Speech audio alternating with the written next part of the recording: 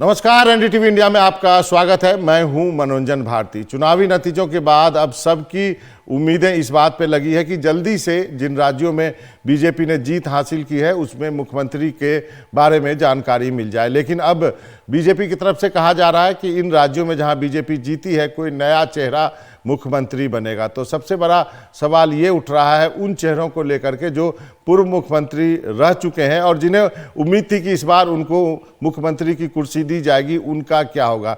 इसलिए हम कह रहे हैं चुनावी जीत और सियासी हार। हालांकि अभी हमने क्वेश्चन मार्क उसमें लगाया है, सवालिया निशान है, लेकिन जो खबरें आ रही हैं उसके अनुसार ये सवालिया निशान जरूरी है। तो सबसे पहले राजस्थान से शुरू करते हैं, वसुंधरा राजे की बात करते हैं। सबसे पहले उम्र जो है 70 साल, ये एक फैक्टर हो सकता है क्योंकि बीजेपी में 75 साल के बाद टिकट ना देने की प्रथा है, वो जो है नहीं देते हैं, लेकिन ये वैरी करता है, कोई नियम नहीं है। 2 बार राजस्थान की मुख्यमंत्री रह चुकी हैं, 2003 से 2008 तक और फिर 2013 से 2018 तक।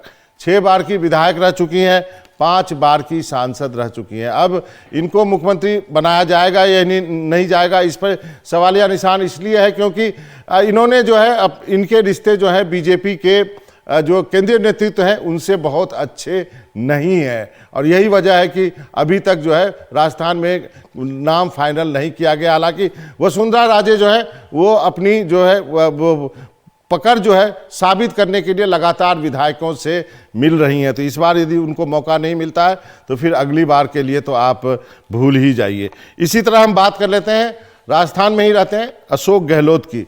अशोक गहलोत उम्र 72 साल, 3 बार राजस्थान के मुख्यमंत्री रहे, 1998 से 2003, 2008 से 2013 और 2018 से 2023। 5 बार के सांसद, 6 बार के विधायक, बहुत लंबा समय इन्होंने राजनीति में गुजारा है। अब इनके साथ दिक्कत यह है कि इन्होंने आला कमान का कहना नहीं माना था और आला कमान के कहने के बावजूद कांग्रेस का राष्ट्रीय अध्यक्ष बनना स्वीकार नहीं किया और राजस्थान के मुख्यमंत्री ही बने रहे। ऐसे हालात में अब इनको लगता है इनके राजनीतिक जो भविष्य पर एक बहुत बड़ा सवालिया निशान है कि क्या कांग्रेस आला कमान इनके उस बगावत को क्या भूल पाएगी, क्या उनको दिल्ली में महासचिव बनाकर कोई जगह दिया जाएगा, यानी जगह दिया भी गया तो फिर इनका मुख्यमंत्री के रूप में एक बार फिर से वापस आना मुश्किल है। तो इनके कैरियर को भी आप कह सकते हैं कि फुल स्टॉप तो नहीं लेकिन कॉमा जरूर आप लगा सकते हैं। कमलनाथ की बात करते हैं, मध्य प्रदेश में मुख्यमंत्री रहे कांग्रेस की तरफ से, 77 साल उम्र हो चुकी है, बहुत जो है बड़ी उम्र है।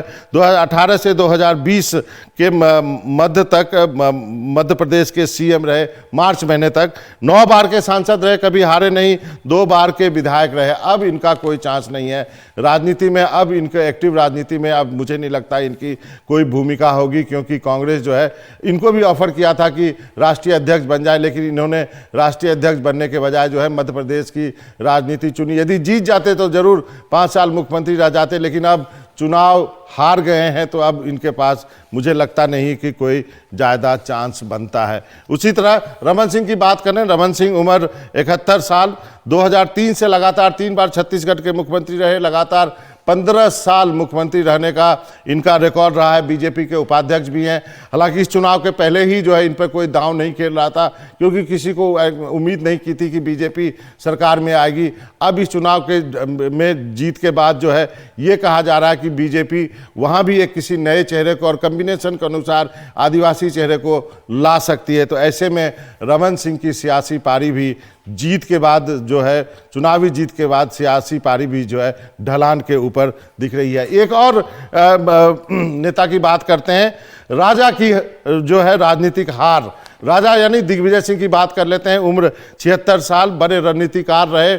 कहा कि इस चुनाव में जो है कमलनाथ के साथ मिलकर बीजेपी को हरा देंगे, लेकिन चुनाव हार गए हैं। इसलिए राजा जो है 2 बार, दिग्विजय सिंह 2 बार के मध्य प्रदेश के मुख्यमंत्री रहे, लोकसभा राज्यसभा विधायक लगातार बनते रहे। 1999 से 2003 तक मुख्यमंत्री रहते, लेकिन अब जो हारी है वहाँ पे कांग्रेस, उसके बाद दिग्विजय सिंह की सियासी पारी भी लगता है ढलान पे होगी। हालांकि उन्होंने अपने बेटे जो है उनको आगे कर दिया है और जो है उनके जरिए ही अब आगे की इनकी राजनीति चलेगी। तो ये थे नेता जो कि चुनाव तो जीते हैं लेकिन उनकी सियासी हार करीब करीब तय है। यदि इस बार मौका हाथ नहीं लगा तो शायद जो है मौका हाथ से चला जाएगा।